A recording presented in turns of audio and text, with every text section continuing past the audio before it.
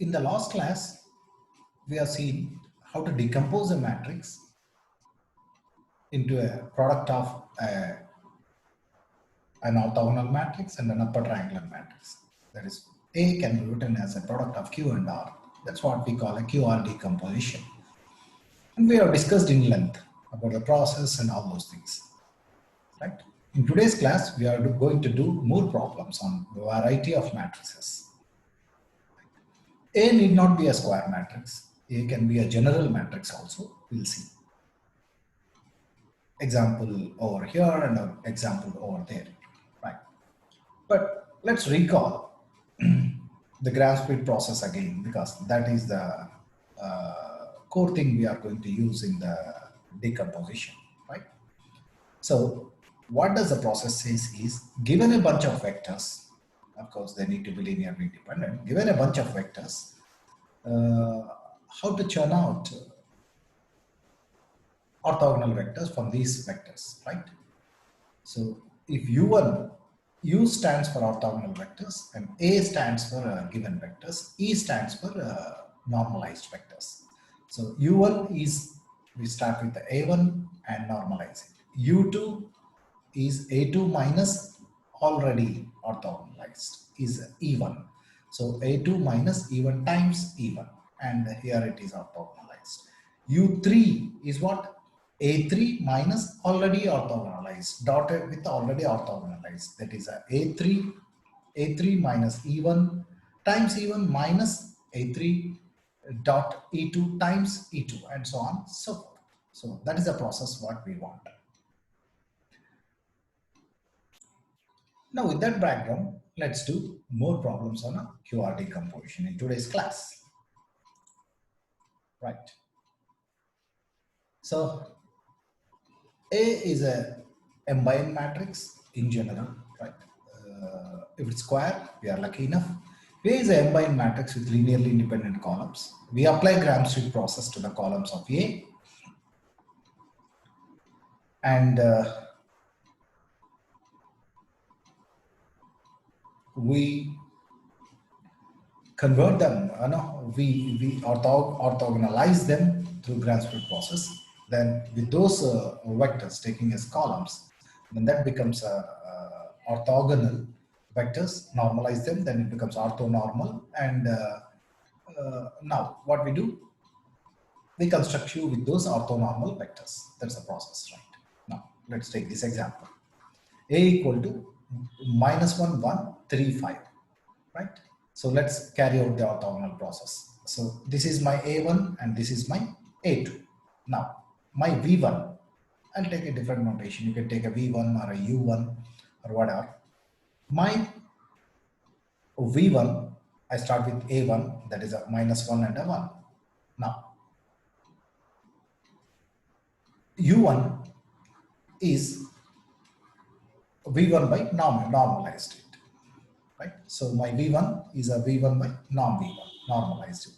Now my V2 is A2 minus already projection of this A2 onto already projected is a U, already a normalized, orthonormalized or normalized or orthogonalized is a U1, projection on U1. So A2 minus projection of A2 U1. What is this? What is this projection? This is nothing but A2 dot E1 times E1, right? So A2 is 3, 5 dotted here. It's a simple dot product, like we discussed in length last class, the procedure. And right, so we do the simple arithmetic here. So simple this thing, and finally it's a 4, 4. So normalize it. Root of 16 plus root of this square plus that square, right?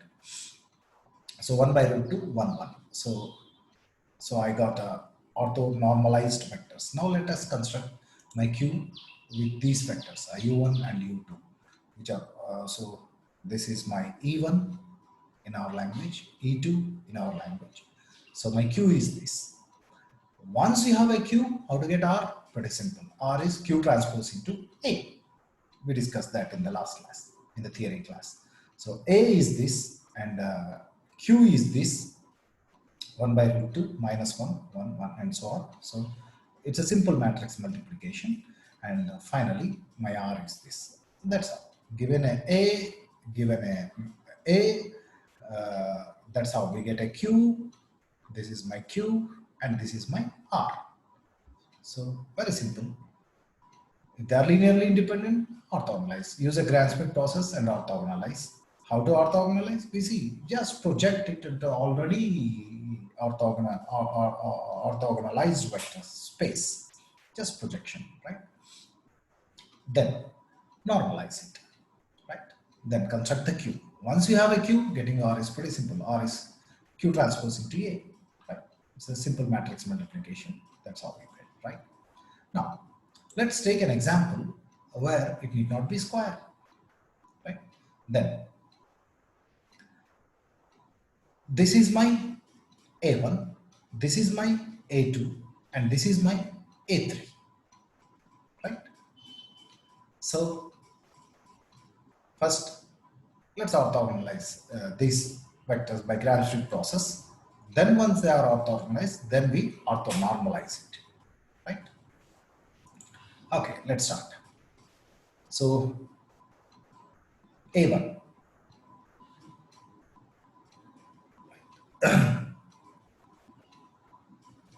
He has used a different notation here, right?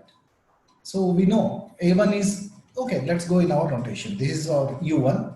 U1 is A1 by norm A1, right? Norm A1 is what? 2. So it is 1 by 2 times this. So it's 1 by 2, 1 by 2, 1 by 2, and 1 by 2. Now, what is U2? I'm just projecting it here.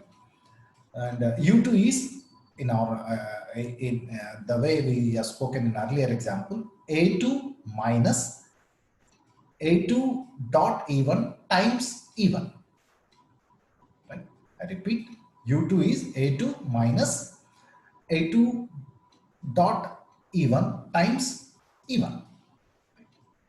Right.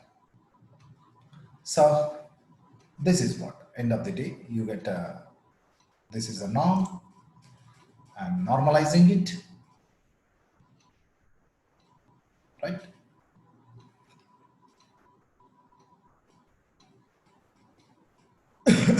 Sorry.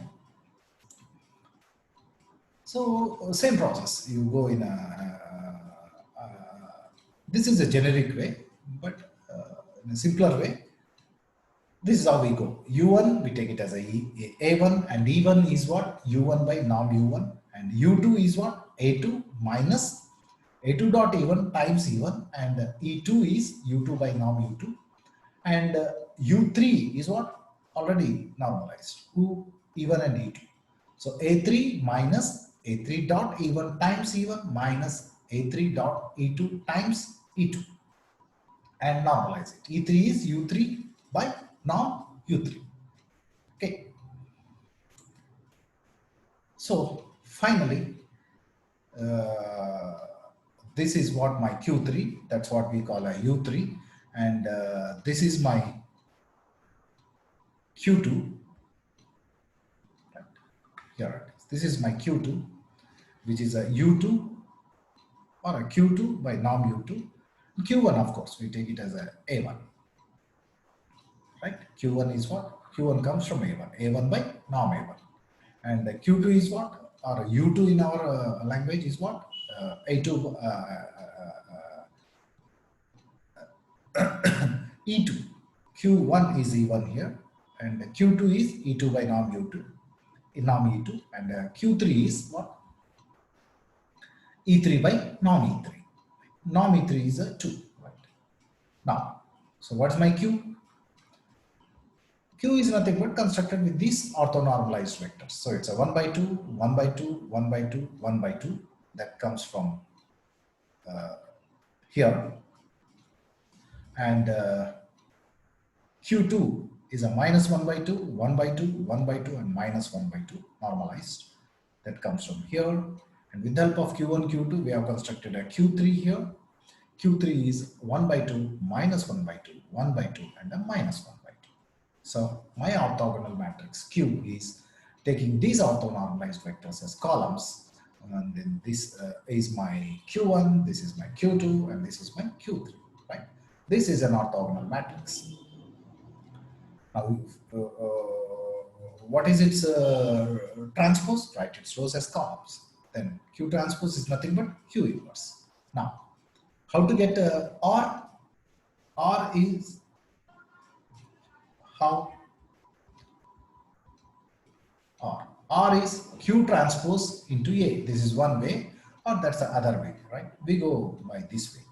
If A has a QR factorization, then A can be written as a QR. Q being an orthogonal matrix, we know QQ transpose equal to I, or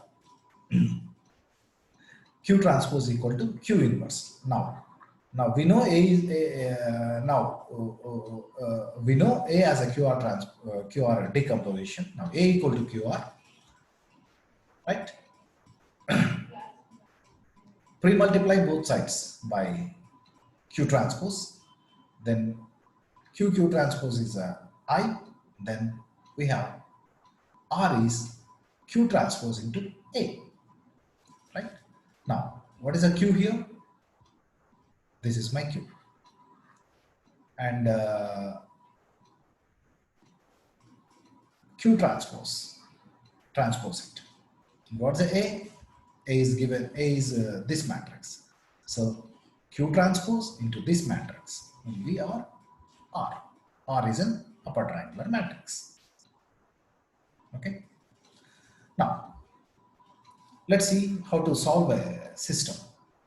We know a system can be written in a matrix form as AX equal to B, where this is the right side elements and this is my coefficient matrix. How many variables are there? 3. No, x1, x2, and x3.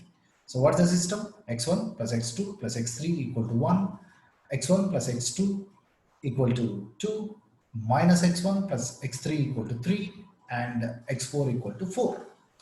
So what we do is we'll decompose this Q A as a QR, then we'll see how to solve the system in a least square sense, right? Because this doesn't have an inverse here. A is not a square matrix, right? So it's a regular process, right? Get the Q using orthogonal transmit orthogonalization process. Once you have a Q, this is my R, right? Now Q transpose into B is the required solution, right? So x equal to minus 2 by 3, 1, 7 by 3. That's how we use a QR decomposition to solve a problem, right? To solve a system of equations rather, right? So